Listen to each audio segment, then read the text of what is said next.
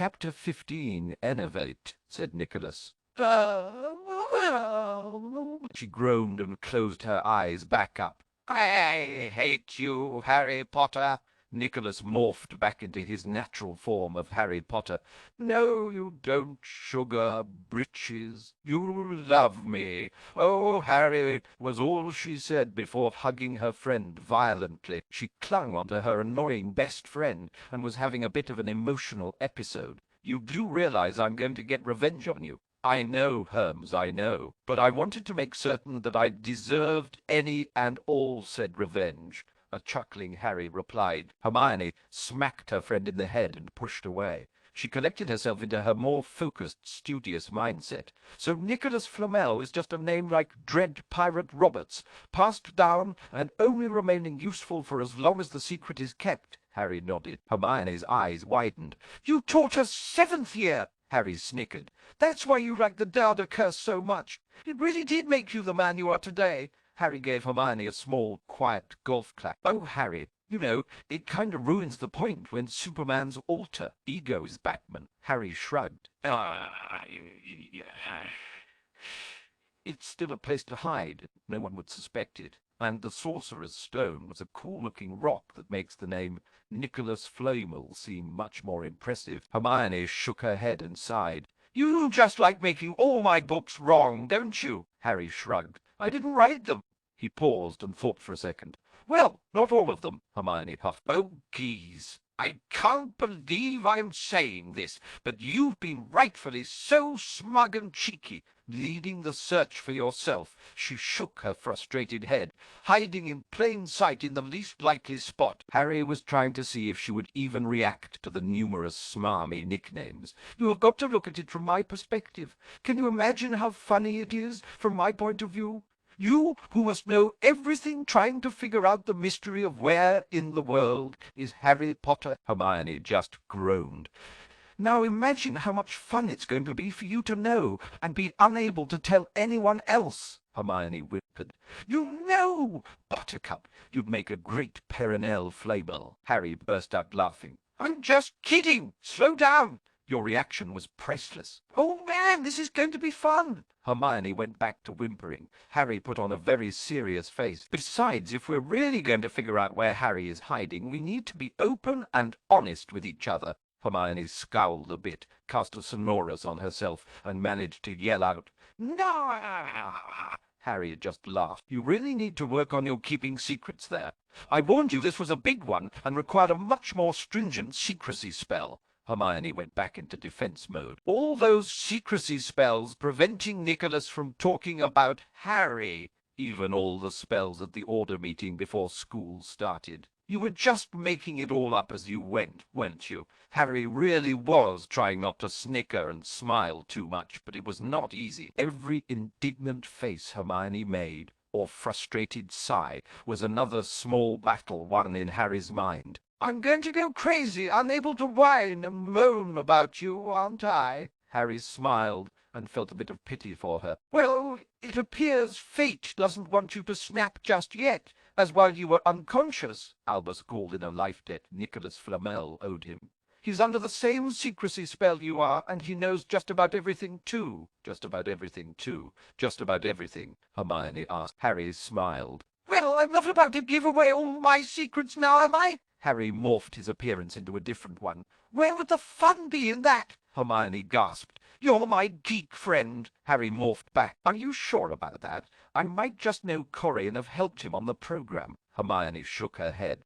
No, you are. She sighed and thought about it and realized she wasn't sure. This is absolutely craptacular. Harry disagreed, but restrained himself from pointing that out to Hermione. So, you're a Snorkack food delivery guy, eh? Hermione said with a blush. Harry just snickered and smiled, doing his best to give nothing away. And you like to dress up as a pirate on Halloween? Harry looked surprised. A pirate? What do you mean? Hermione went pale for a second, before realizing who she was talking to.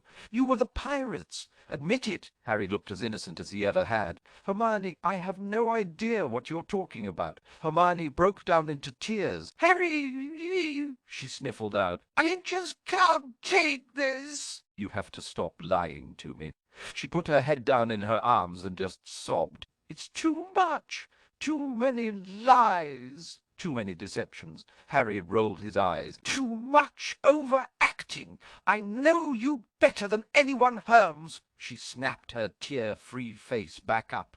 Gods above, I hate you. You would be so utterly bored without me, a smug Harry retorted. You would be self-meeting. This evening was the leaving feast, and tomorrow the Hogwarts Express would be taking all the young, impressionable minds back to London for the rest of summer. Albus addressed all of his colleagues. This has been another wonderful, quiet, Dark Lord, free year. Severus butted in. Albus, don't tempt fate and say things like that. Thank you, Severus. We have survived the fighting spirit of a marauder, and I dare say I think we're past the worst of that storm. Fate, Albus Fay. Albus snapped at the greasy man. You do realize there is now another trained potions professor and potential head of Slytherin House among the faculty, don't you?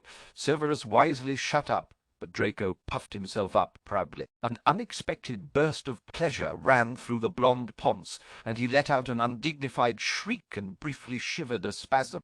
Albus continued, As I was saying, we are going to be saying goodbye to Pomona Sprout, who has taught herbology for several decades and headed the Hufflepuff house for almost as long. We thank you for your service and time and wish you the best. Severus closed his eyes and bit his tongue to keep from saying anything. The soothing sensations his phoenix mark was sending only added to his stress. We are also going to be bidding adieu to Professor Flamel again. A number of people turned their heads, unaware of that fact. He apparently has too much respect for the mumbo-jumbo about a Darda curse, Albus said with a frown. But he did make an interesting suggestion for a replacement.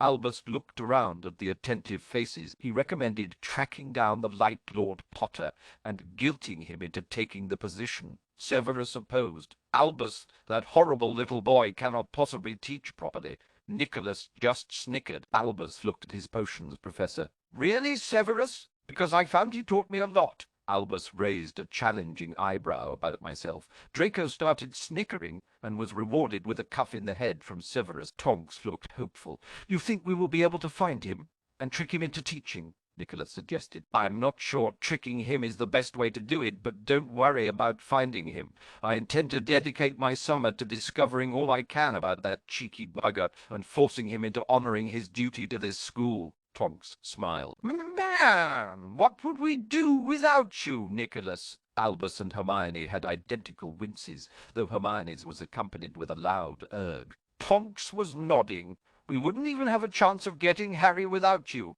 Nicholas smiled. I like to think I do what I can. Hermione was getting really dizzy now and having trouble thinking straight. Tonks smirked and added, If you can find Harry and get him into the Darda position, I'll even take another year of sabbatical and stay on in the caretaker position. Albus smiled and leaned forward. I think I will try and hold you to that, Miss Tonks. Tonks turned to Minerva and asked, Harry's still single, right? Minerva looked stern and replied, He'd have to be. You cannot be that immature and in a relationship. Merlin, help us all when the beast reproduces. A few chuckles around the room, probably loudest from Albus and Hermione, were accompanied by a slight frown on Nicholas's face. A concerned Draco asked, Are we sure we want to be responsible for officially exposing students to this? More chuckles continued, though Nicholas's may have been a bit hollow. Albus added, I think he may be more capable of teaching than many of you are giving him credit for. Any further conversation was interrupted when a battered and beaten Kingsley Shacklebolt burst into the staff room. Albus! There's an attack. Albus jumped to his feet and rushed over to the injured Aura. What has happened? Kingsley's breathing relaxed a bit. At the Ministry, someone calling herself the Dark Lady Foxfire just appeared in the atrium with at least 40 followers. He turned his head and coughed a little blood. They killed the guards and watchmen there and sealed the building shut. They're going to fight their way through all the offices and take it over. The first wave of Aurors was beaten back and locked into a separate section. We're being picked off through sheer numbers, but there are a few places holding them back, he wheezed out. Albus took control of the situation. I will alert the Order. We will all try to hurry there and help out in every way we can. Nicholas, yes, Albus, do you have any idea where Harry Potter is? He would really help us out in this, Albus pleaded. Nicholas nodded. I have a general idea. Nicholas cast a sonorous at his throat. His voice bellowed throughout the whole castle. I know you're in here, you cheeky bugger. Stop spying on the prefect's bathroom. He paused. Not you, Myrtle. Several teen girls were covering themselves and putting their wands down innocently in the aforementioned bathroom. You know who I'm talking to. The boss just called. Break is over. Time for you to get back to work. Nicholas cancelled the sonorous charm and smiled to his amused colleagues. He ordered Minerva to keep an eye on the school and gave all the immediate order members instructions. He neglected to give Nicholas any orders, hesitant on assuming anything about him. Nicholas offered. I'll help Minerva keep an eye on things here and make sure the attack isn't a distraction. Albus smiled and nodded. Thank you, Nicholas. A couple members of the Order used their order portkeys to go to headquarters and spread the word. Albus made a portkey to the Ministry, and Tonks, Hermione, and Severus all grabbed on for the trip. They arrived to see a cloaked figure just tearing through the dozen or so masked dark wizards that seemed to be guarding the atrium. A familiar voice yelled out, I wondered when you would get here. Hermione tried to say, Bloody time! Turner! But only managed to say nigh and give herself a headache. The cloaked figure finished knocking the last random henchman unconscious and said, I think they're holed up on the 4th floor. The Order members hurried after the still-hidden cloaked figure. When they arrived up at the main hall of the 4th floor, they realized the initial assessment of 40 followers was on the low side, or else they had at least 25 Ministry insiders, because there were at least 50 masked wizards surrounding and defending a woman who was obviously the Dark Lady Foxfire. She was floating in air, and magic was just crackling, circling, and arsing around her. She apparently had some pretty polished mage sensing skill, as she turned her attention straight to the stairwell and exclaimed, You! She had a pair of large cats pacing protectively around her. On closer inspection, the Order gasped as they recognized them as Nundus. Everyone fighting paused and turned their attention towards the stairwell. The Dark Lady narrowed her eyes and hissed out, Potter! Everyone in the room knew very well who it was, taking off his cloak and handing it to Hermione. Hermione took the offered cloak and said, You know you're out in the open officially now. Harry shrugged and said, It's been a pretty slow year for me, actually. Hermione snorted at her incorrigible friend. The Dark Lady Foxfire sent a mental call out at her Nundu protectors and yelled, Attack! The 2 large cats roared out battle cries and charged towards Harry.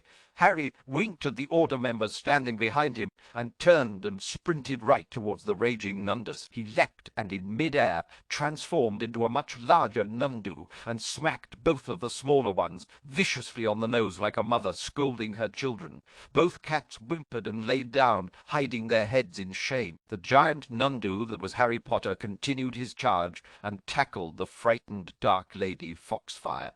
He had both of her arms pinned down to the ground, and his jaw was clenched softly around her throat. The Dark Lady gulped audibly and quietly asked, Where have you been hiding? You zero, the end zero, the end zero. These are author's note. This was where I envisioned my story ending. And yes, I chose to name the Dark Lady after Lady Foxfire, who was the first reviewer after only Chapter 3, and before Nicholas had even shown up to ask if Flamel was Harry. Maybe a bit more of a lucky guess than deductive reasoning at the point, but cheers nonetheless. Be sure to check out the sequel to this story called The Untitled Cheekwill Project. You can reach it at story ID 2,477,165 or from my user page.